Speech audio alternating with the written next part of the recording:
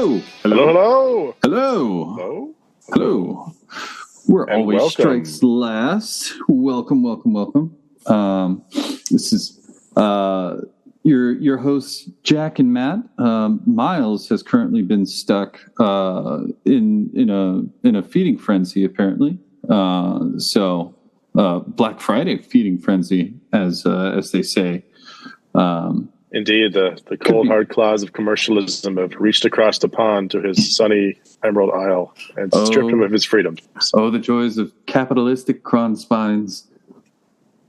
Indeed. So 2/3 strength, but still striking last today. So you'll have us for some insights and hopeful entertainment around a couple of topics as per usual. And Matt, what did we decide on today? What was feasting quite appropriately upon our minds over the last couple of days? Was it all things Ogor? Yes, pretty much. Full disclosure, I now have a grudge against that book. I put on a tournament up in Hawkwam just the last weekend. We had two Ogres players show up, and they really started going ham with their books. Ogres are super solid again. They've definitely caught up to the the meta. One rend all around. So as an Ogres player, I did want to hear what you thought of the new book, whether you want to call out anything, as we seem to be able to do here, like specific units that you think are sleepers.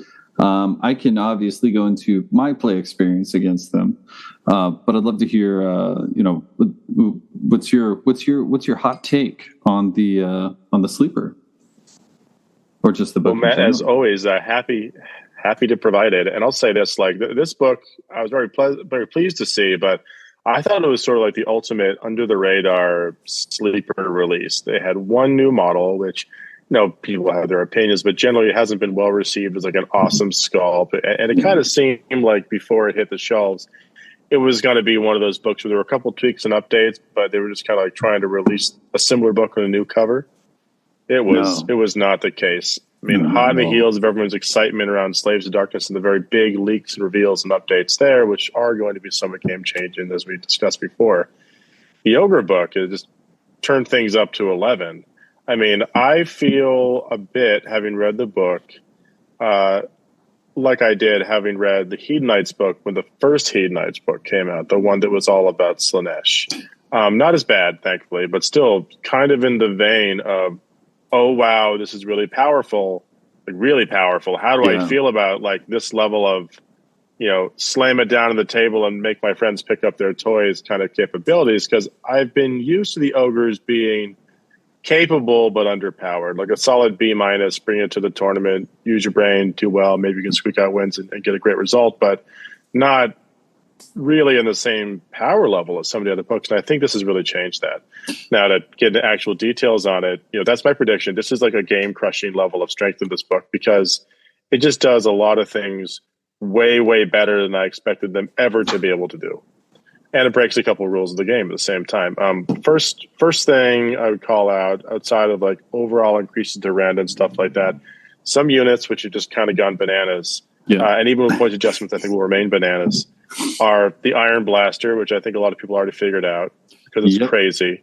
The Iron Guts, the overall faction abilities in terms of ability to easily create mortal wounds, both in the munching, with the gulping bites, and also the charging, which I can get into a bit later. And, not to forget some of our other friends, the Thunder Tusk. And that's just a tip of the iceberg. There's a lot of great stuff in there, which I do think would be sleepers or ways to kind of create interesting lists for later. But just to kind of like go through these greatest hits and what some of the reasons I think, oh, wow, scary. Let's start with the Iron Blaster. Iron Blaster thing before, is gross. It's so gross. It's a mangler. It's a 170 point like super weapon that is in the hands of these Ogres. I mean, forget about the cannon crews, forget about the Iron Weld arsenal. That arsenal is scrap now. The cannon's where it's at. Yep. This thing, I forget its exact profile before, but I remember being somewhat underwhelming. It was like one shot, maybe. I think it was with like a way to trick it into two if you wanted, D6 right? damage, maybe. Yep. Red -1, I think, even at that iteration, and it was like it's kind of dicey. Good range, but like nothing to write home about. Still hitting on a 4. Yeah. With like a grape shot, which was like 6 shots or something at like threes, run -1 damage. That was like the old version, and that wasn't even like unplayable. It wasn't particularly good, but it wasn't something you gravitate towards. Yeah. The new one, oh god, 2 shots base, 30-inch range. Critically hit on 4s, but you can boost that in a number of ways with artifacts or with the normal all-out attacks. And you end up winning on 3s, Ren -2 natively. Yep. And you do critically D3 plus 3 damage, extremely reliable damage. And, that's just one of them. Yep. And if you were get close enough to anything, we're talking within 12 inches, so relatively generous in the model that moves like 8 or 9 on its own anyway. You have 10 shots for your grape shot. And this grape shot, I want to know where they're making it. I know the Empire, as it was, does. Certainly the Free Guilds are probably trying to track it down because this stuff is gross. It's 10 shots, 3s and 3s natively. So obviously 2s and 3s if you do anything with that. And it does Ren -1, 2 damage a pop. That's 10 shots. Yeah. And there's a sub-faction to escalate that to additional Ren pip. So Ren -2 for that and Ren -3 for the cannonball, if you so desire. Yeah, I went up against one list with 3 of those. And it was surprising each time. I was doing a by army and playing spiders, but I was playing spiders for 2 turns. Then I didn't have any spiders.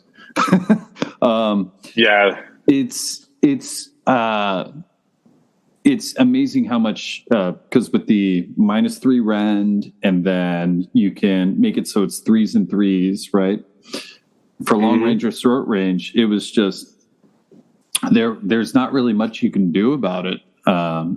Even because you don't even want to charge it. So it was an interesting experience seeing those things finally get good. Because I've had one I've been putting on eBay or trying to sell to random people forever. And now I'm like, well, maybe I should start an ogre army because that looks easy. It's not the hardest thing to do. Point that one at what you don't like and have it go away. I mean, I think arguably it might be, if not the best artillery piece in the game right now, close to it, and certainly the best costed. It's crazy. It's just crazy. Yeah. Now, scrap launcher not nearly as good, but I still think pretty fun. I won't dive too much into that, but with the loose wording they have, when you target things with it to shoot, you can end up getting the number of shots up to 20 equal to the models in the unit, but it doesn't say much about being unable to target multiple units. So I read that as getting 20 shots a turn spread across multiple units, point and click, Ren 1, 3s and 3s, if you have some Noblars nearby, and that could just be like a chaff killer extraordinaire. yeah, it really could. And it brings something even cheaper. It brings something they missed for quite some time now, which is consistency. Like that will consistently take a thing off a table a turn. Granted, it is way too underpriced. I was talking with Andrew Hare, who was playing the 3 cannon list, and we're both like at the end of it, just like, whoa. Maybe 220 points, maybe 200 points. Maybe that would be around where it would sit. I think that's fair because there are so many things which are way more expensive and have less of an impact on the table. Like, I mean, compared to like a Mortec crawler, or like an Ragnarok thing, or any number of other, cool pieces which aren't going to do that. I mean, maybe like stand it next to the Ironweld Arsenal and see what, like I was joking about before, see what that actually looks like. I don't have those exact stats in front of me, but from my memory, it's not even in the same league. No, it's not. D6 or 2D6, -1 damage from some of the Ironweld Arsenal stuff. The rockets are, it's in a league of its own. But it is nice. Flavor Town. Yeah, it's super nice to see though that the standard damage plus dice roll damage is now coming in to AOS. It makes D6s are always the worst. Every time I get a D6 damage something, it's a 1 or a 2, right? That's just how it goes. It's the laws of the game. It's true. So, it's like you mentally are tricked into thinking 5 or 6 because of that potential every time. But yeah, that consistency is key. I'm curious, Matt, did you or anyone else in the tournament get an experience of how that particular piece can play in all 3 phases of nastiness, though? Movement, shooting, and charging. Because did he do the trick on you with the blubber gub stench? With the what? I guess blubber. Oh wow! Well, this is the last piece of the puzzle. You think surely this 170-point artillery piece must be fine, just fine. We can do already, but there's a spell in that lore they released, which has kind of always been there, but even better now, where you can turn all of these guys, either the scrap launchers or the iron blasters pulled by Rhinoxes who want to make a charge starting within 18 inches of the caster into monsters for the trampling charge rule. So that means they do 4-ups in the mortals and they count as 10 things on objectives. So, a little cherry on top there. So Andrew specifically tried to get this off every time. The great thing was that playing spiders, that was the only defense I had was better dispels. So he was not able to get that off. But every time he was telling me about that specific rule, and plus he was playing the faction where he already gets, I think it's +1 to hit or +1 to wound against monsters generally, right? Yep. There wasn't really much left for us to really continue the game by the end of it, to really figure out what he was, what that spell, how it would have impacted the game. As monsters, they would be terrifying. Oh yeah. But yeah, I could see against many of my other normal armies where I don't get bonuses to casting or dispelling, how that would just up the ante just a little bit more. But yeah, they're terrifying. I'm right there with you, and that's what I think is you get through everything else, and they can still have that in their back pocket. Could be a little nasty. And I guess kind of it's a good segue to some of his other highlights. I'm feeling like the mortal wound output of the army is just insane versus anything I've seen in the game right now. Not even taking into account funny Kragnos builds, which I like, but just regular old ogres. Bring them to the table. They changed the trampling charge ability for everybody. So it used to be 6s universally, unless your ogre unit was 8 models or stronger, and that was going to be a 4-up, like a monster trampling charge. And monsters, of course, would get the 4-up. So it'd be the number of dice you roll for your charge, and every 4 or 6 in that case would create like the mortal wound. Well, now. It is sort of like that, except crucially for ogre units of 3 models or more, which is like every unit except for individual heroes, it's not a 6, it's a 5. Yep. And if you are so inclined to take a specific subfaction, the Meat Fists, all of the Gutbuster units, the typical foot ogres, those guys get additional +1. So that means you don't have to be a monster. Everyone from your unit of lead belchers to your unit of gluttons to your iron guts to your, if you so choose to take them, your like man-eaters, they'll all just roll in and do 4-up mortal wounds. And that opens up a lot of possibilities to have just a gross number of units charging it, doing that, which is significant in terms of being able to get through all of the protections most armies use to negate that.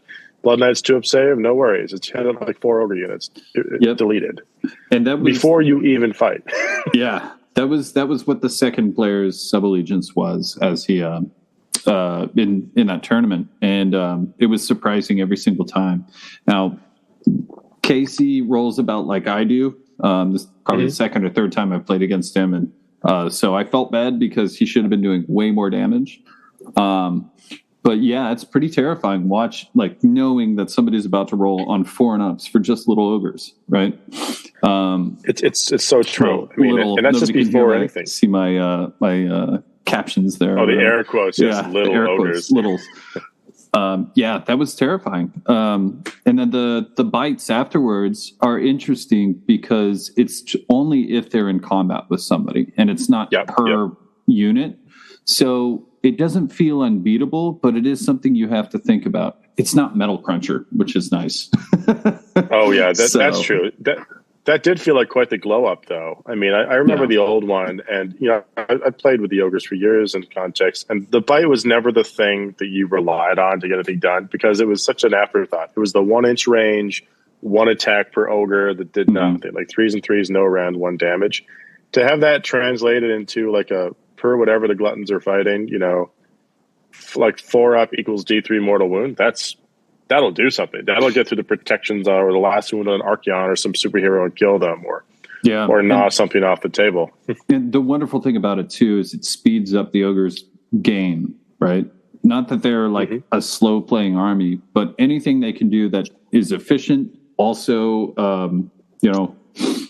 also that works for the army as well. Like it's amazing. It also allows like your opponent to like have a way of kind of like dealing with it, right? If you're going to be engaging against ogres, hit them on multiple fronts, right? If you have 4 units that are going to be charging at you, make sure that everybody's in combat so that they only take one, D3 mortal instead of separate ones, right? So it makes for strategic thinking when you're fighting against them, which is fun because ogres half the time previously, especially with BCR builds, you were like, okay, I just have to sit and take this and hopefully they won't roll well. And then, okay, cool, right? Now you're like, okay, I need to make sure I'm actually worried about my positioning instead of just layering as many screens as I can in front, right? Oh, yeah. It's funny. Speaking of the BCRs, Matt, I know we're kind of running through the greatest hits, secret and obvious MVPs. The last of the official MVPs is a Beast Collaborators unit. The only one I think for me that just really shone. But the secret MVP, which I'll save for last, is one I think no one would have expected. Short in stature, big in impact. That's my hand right now. And I'll say, the obvious one, of course, is the Frost Lord on Stonehorn from the BCRs. But if anything, they made him even grosser, than he was before. I mean, rattle it off quick. Yeah, he can become a priest now. Yeah, he can get a native -1 to wound on everything, mount trait. It's just as tough as before, more wounds, all that.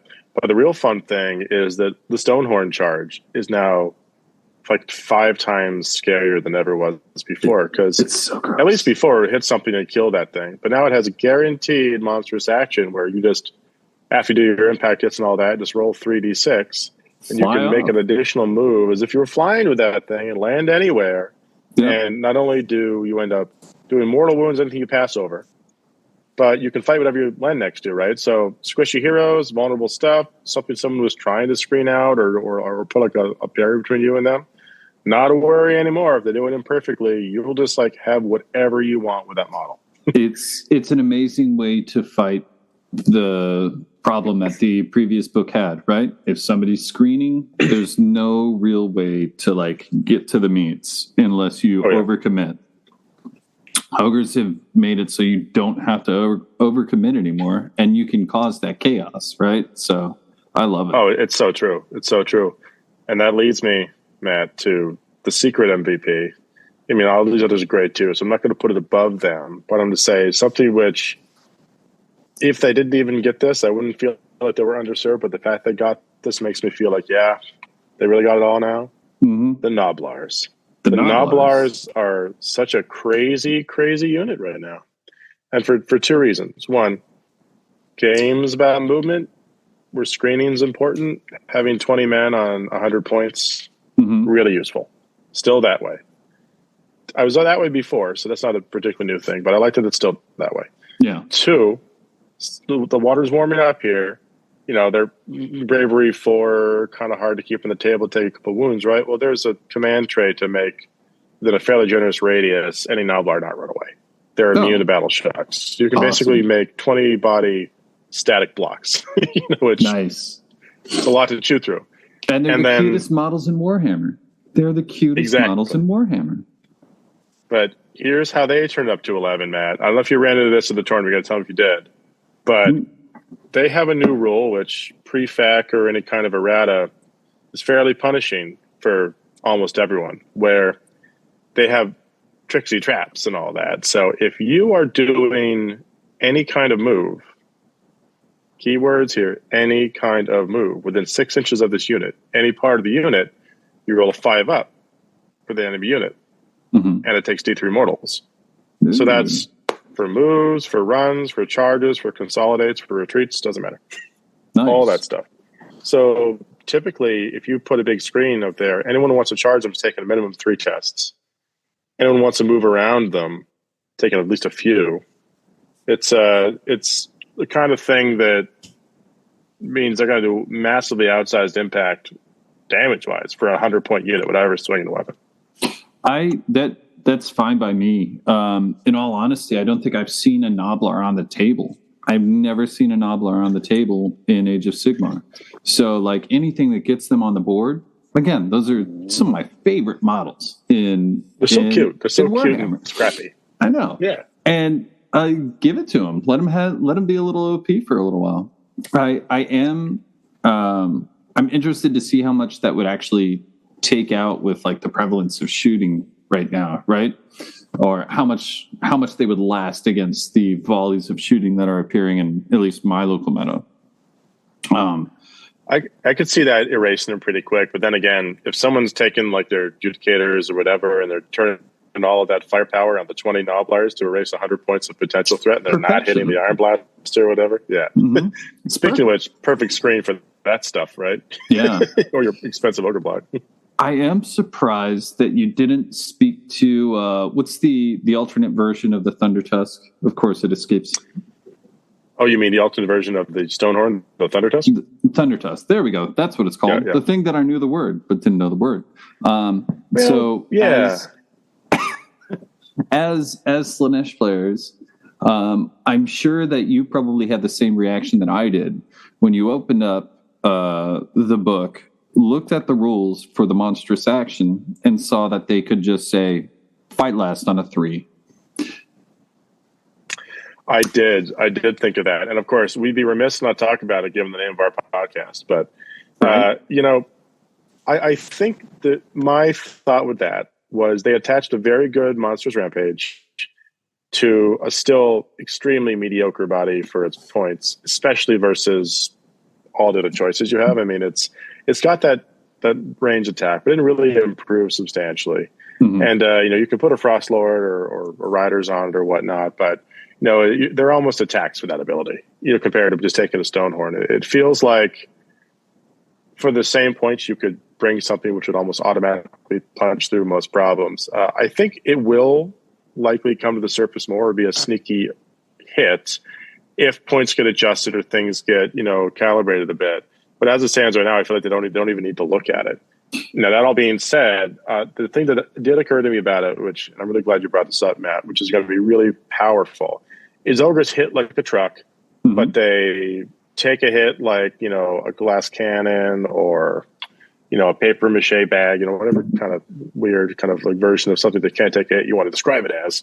And so being able to tag something scary, confer always strikes last, but hit it with 2 or 3 units of Ogres at once will really stop there from being any kind of chance to fix that problem. Yeah, it's interesting. Or the opponent, I should say. Yeah, like the first thing that came to mind for me, to be honest with it, was when I've watched fights between, and specifically, I think it works best probably with a BCR army, right? Because it's capitalizing on a lot of the problems of low model counts. Where, like, let's say 2 Stonehorns and Thunder Tusk could charge into Archaon, right? Archaon wipes one and then degrades the other Stonehorn to the point where, like, they're not going to be able to take down Archaon. Now they can make Archaon fight last, and boom, we have 2 full-strength Thunder Tusks punching the guy off his, Drogor. And that kind of stuff, I would expect to see a lot of now for people who are sticking with BCR, as opposed to, like, if they're going to do regular Ogre lists. No, I agree. It doesn't really have as much like utility as just go forth and eat, right? But I'm still just looking at it like you gave them a 3+ strikes last. How could you? Like anything that's touching bubble, like easy monstrous action. Yeah, I know. I mean, it's like a feast. No Like, puns intended. Thanksgiving day after Ogre book, it was a feast for the senses and for Indeed. the points and for the opportunities. And it was funny how little fanfare it got, and it was all just about, hey, this model looks ugly. Whereas I'm like, hey, that looks like a great Chaos Lord of Nurgle to me, man. Just convert it, buy it and convert it. You know, it's so true, man. Like, and I would say that sitting there looking at that book when it opened, you know, I have all that stuff painted up for the most part. I have 20 Noblars, I have 40 if I want. I have a couple Iron Blasters. I have all the Iron Guts of two dads in the world. Mm-hmm. You know, if there's a chance to end up making it to a GT sometime soon, you know, for funsies, I'll definitely want to trot them out and see how they do.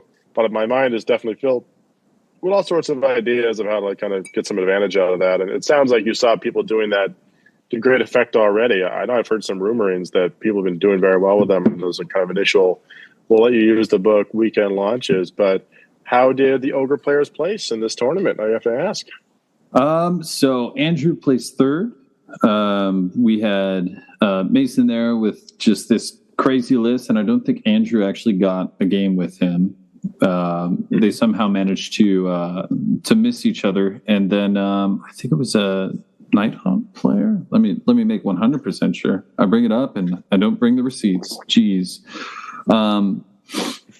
All in all, they both did very well. One of the players was fairly new to the game, so still remembering rules. I was kind of helping him. Like one of the things that I was very sad, but also very happy that I reminded him was the what is it? Is it Iron Guts? What are the elite foot guys?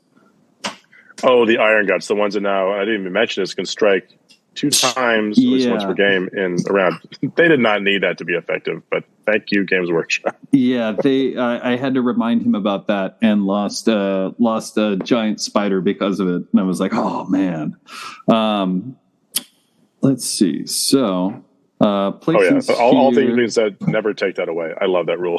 It's so good. It's so good, and it's all over the Slaves to Darkness book. So I'm super excited about that. So yeah, the Cities of Sigmar shoot list that just has so many shots, kind of in the vein of a little bit, kind of in the vein of the LVO shoot Cities of Sigmar list. Placed second, and he was just stripping people off of objectives by weight of numbers. And yeah, so they placed third for a new book where people were still trying to get used to him, which is pretty good.